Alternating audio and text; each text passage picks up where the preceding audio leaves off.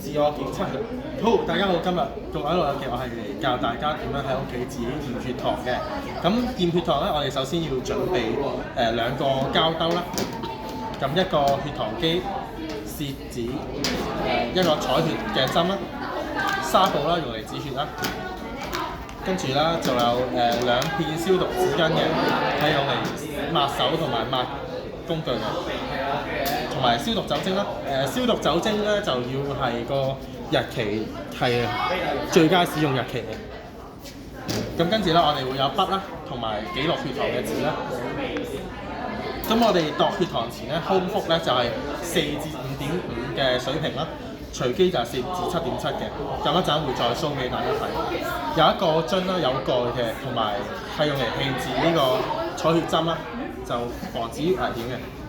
咁好，依家我會教大家先洗手嘅，一開始用75度嘅酒精消毒酒精。首先手掌對手掌捽5下，手掌對手掌加指罅啦，都係5下。第三個步驟啦，就係手背對手背啦，捽埋指罅，但係兩邊都要。跟住第四個步驟啦，就係指背，兩邊都要。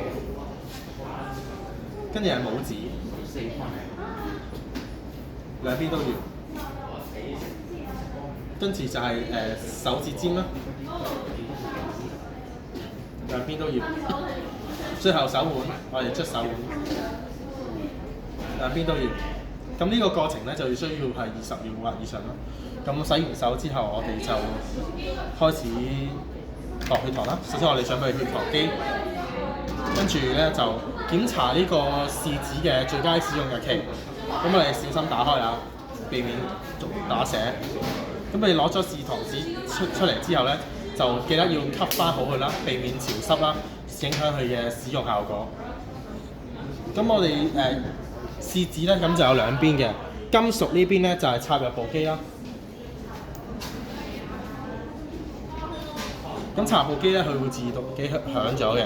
咁等佢有個血糖，有個滴血嘅標誌啦，咁代表部機 ready。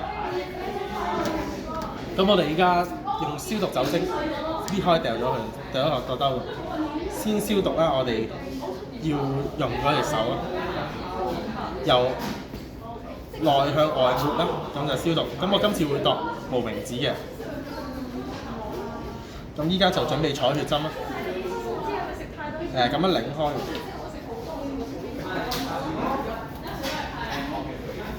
咁啊，呢個掉咗呢度先啦。咁咧，而家就會教大家點樣，就我哋度血糖拮手指咧，就會拮手指較側邊嘅位置啦，咁會減少痛感嘅。咁我依家開慢慢先，呢隻好壞咯。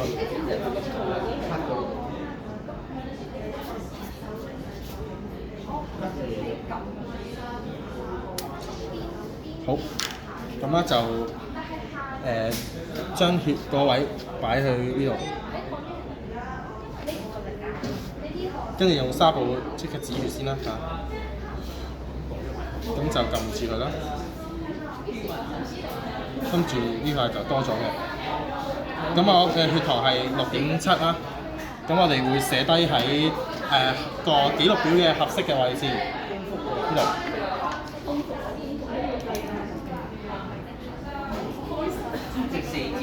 今日就寫翻日期啦。因為我哋嘅空腹咁好。咁我哋止血先啊。出嚟。止血啦，咁就用翻呢張紙啦，就好呢個掉咗佢先，用呢個紙啊，咁就包翻呢個血，咁就掉咗佢啦。呢個咧就帶翻落個兜度啦，同埋呢個啦。咁我哋咧就冚翻好佢啦，咁樣。好，咁跟住咧，我哋就將呢啲物品啦，將啲物品污糟嘅嘢就掉咗佢啦。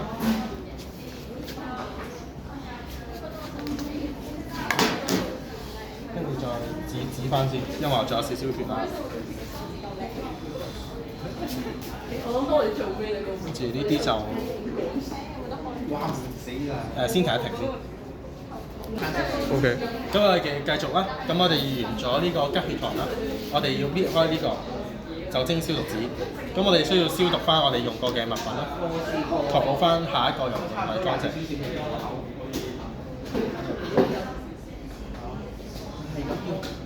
呢個消毒啦。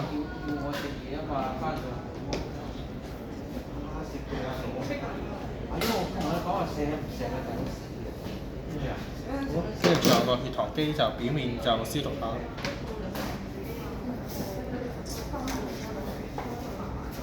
好，跟住呢個紙都掉咗去。呢張。